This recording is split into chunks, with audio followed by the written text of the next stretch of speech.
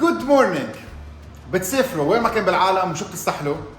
منقوشة، لبنة، حمص والكنافة. وبننسى انه في كنافة طيبة كتير ترويقها لبنانية، بس بالعالم عم تزبط او ما عم تزبط نص على نص. في محل فتح جديد اسمه كنفاني، مش هون الخبرية. الخبرية انه فتح المحل، طلعت على الحيط وراي وشفت شخص استشبهت فيه ورجعت باليوتيوب. هيدا الشخص صورت معمل قشطة عنده بصيدا من 5 سنين. 5 سنين بقشطة. طلعت على المعمل، صورت لأول مرة القشطة كيف تنعمل، وإذ برجع بشوفه شاب غير شكل، زبط شبوبية الوالد، وصار عنده محل كنافة بدبي. طيب anyway، من يومين كنت معزوم عند أصحابي ووصلت كنافة على قشطة دبل لاير. قصيت أول شقفة 11 بالليل، قلت قصيت تاني شقفة، قلت واو، فتت نمت جنون حرقة ما في، وقلت أكيد بدي إجي صور. دقينا لهم وعيناهم 9 الصبح، يلا الكنافة كنفاني كيف تنعمل. من هون ببلش قهوة ولا جوا.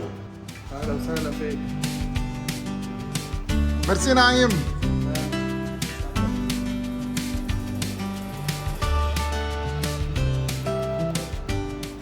منبلش مع نعيم.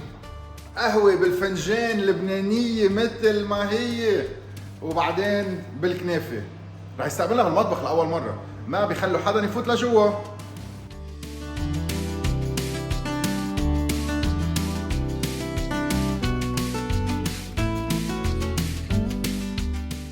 هيدا عجين الفرخ، عجين الكنافة.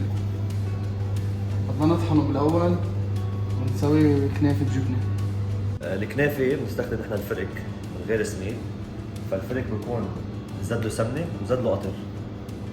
بنفرمهم، بنطحنهم، بعدين بننخلهم قبل ما نستخدم الكنافة. الوالد كان يعمل كنافة من لما جينا على دبي من 30 سنة بالسبعينات.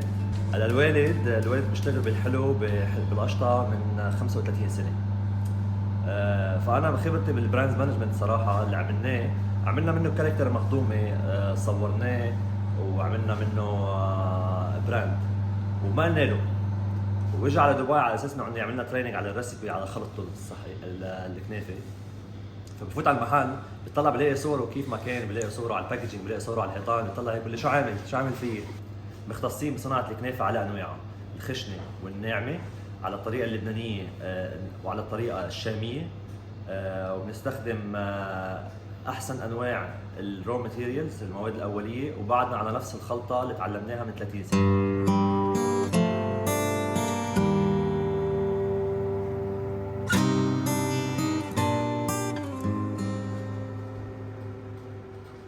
أنا تقريبا لي شي 12 سنة بالمصنع، يعني تعلمنا عن ناس صيدوية، حبينا المصنع. بتعرف زي ما بتعرف أنت الكنافة اللي احنا مشهورين فيها. صيدا ولا راحت ولا اجت. صيدا اجت كلها مثل ما هي على دبي لعندكم، وطعمة صيدا صارت هون. كنافة، حلويات، هالنفس تبع صيدا القديمة اللي مشهورة بطعم غير شكل. ودايما انتم بتعرفوا ساعة حدا بيسألني اطيب كنافة بلبنان بدكم تنزلوا على صيدا، اجت على دبي. كل شوي العجين ناشف، بنحط لها شوية مي ليطرى العجين، نرجع بنطحنها وبنرجع بننخلها، بتكون جاهزة هيك للتطبيق. يعني بتقطع الكنافة بتقريبا 3-4 مراحل، في تنعيم كتير تنعيم، مش كونيفة كانت. لا، بدها تتنعم وجان 3 لأنه اسمها كنافة الناعم.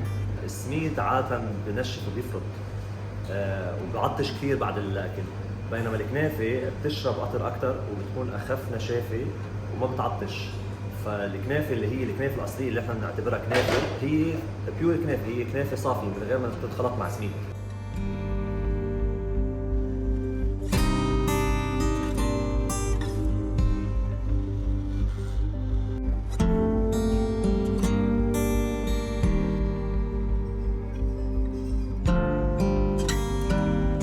هذا احنا بدنا ننخلها وتنعم. بتصير ناعمة.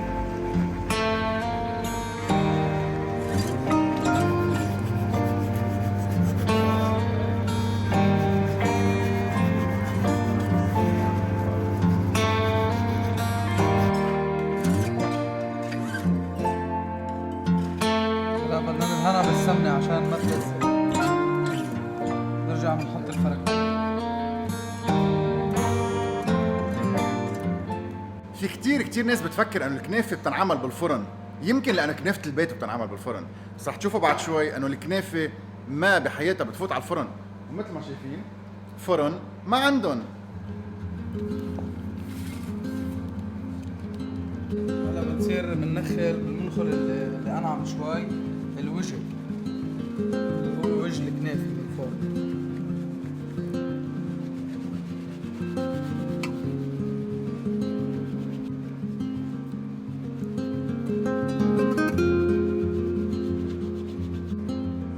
بعدين بنطبقها نعطيها حجم العجين اللي بدها اياه يعني.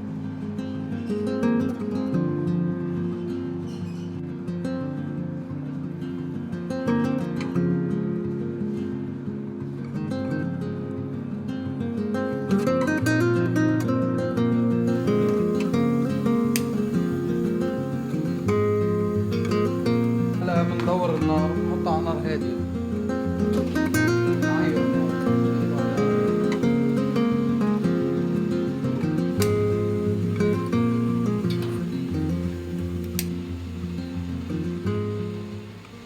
هلا بنحضر الجبنة بنتفها عشان نحطها على الكنافة لتسيح.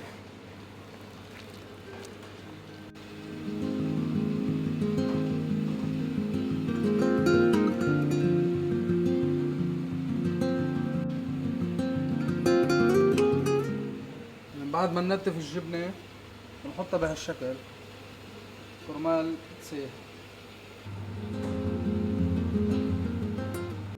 هلا نحن من ناحيه الانجريدينتس المكونات بنستخدم احسن نوع سمنه، بنستخدم السمنه الحيواني، واحسن نوع جبنه تشيكيه العكاوي التشيكيه.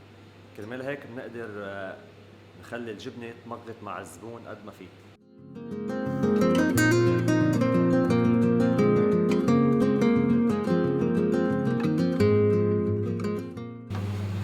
كريمه كتير. هيدي كلمة ايه بالضبط. هلا هيدي صراحة اللي شهرنا انه نحن بقول لك كل عنا بدها كريم بالجبنة. مثل ما شايفين الكنافه بدها نطره، بدها رواق، مش كوني فكانت. بدها تبرم، بدها نظر، بدها اهتمام، بدها دقه، بدها احساس، تاخد كتير وقت قبل ما توصل ونحن ناكلها على السريع.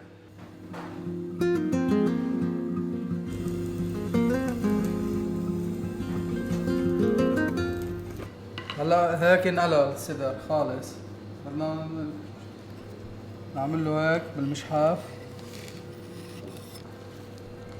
نخلص الدقيق عشان ما يلزق.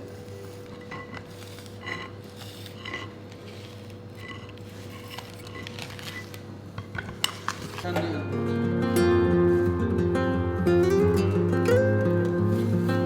دقيقة الحقيقة. ايوه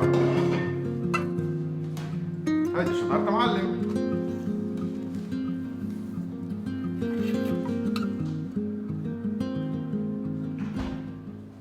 تيجي الكنافة بقشطة، عجين، طبقة عجين، بالنص قشطة، فوق طبقة عجين على وجهها. هلا بدنا نحط القشطة.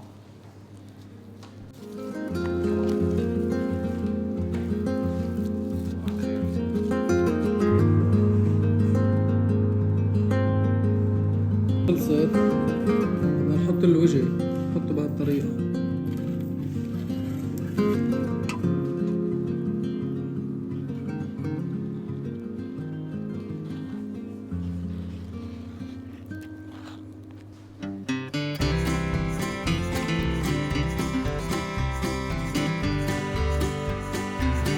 جبنة دابت، وهلا وقت البرد.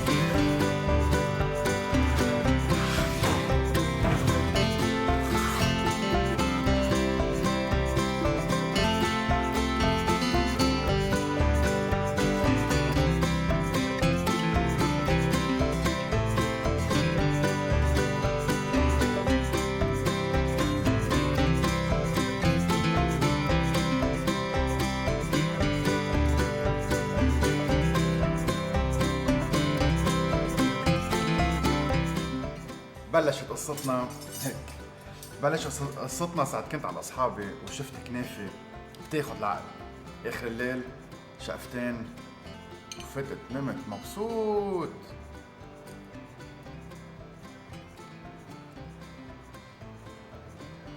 روعة روعة روعة روعة روعة، مثل الكيك، من فوق قرشة صغيرة، من تحت قرشة صغيرة، مثل الايس كريم ساندويتش. قشطة بتاخد العقل، قطرات على القد. هيدا الشي بيدوخ. حسيت حالي عم بتمشى بالشوارع القديمة بصيدا، لقمة بتحط الضحكة على الوجه، نوستالجيك وبترجعنا على البلد. ترويقة غدا أو عشاء، ديسير أو اللي بدكن إياه، سوبر ماستراي.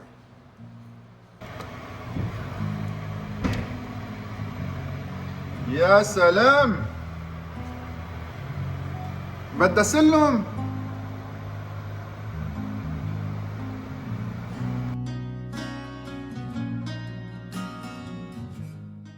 وهيدي الجبنة بتقصوها نص قصة من فوق، تنزلوا بالشوكة من تحتها، وكل لقمة لازم تمغط هيك. كل لقمة لازم يكون فيها اكسبيرينس هيك. وين السلم؟ يلا ندوق.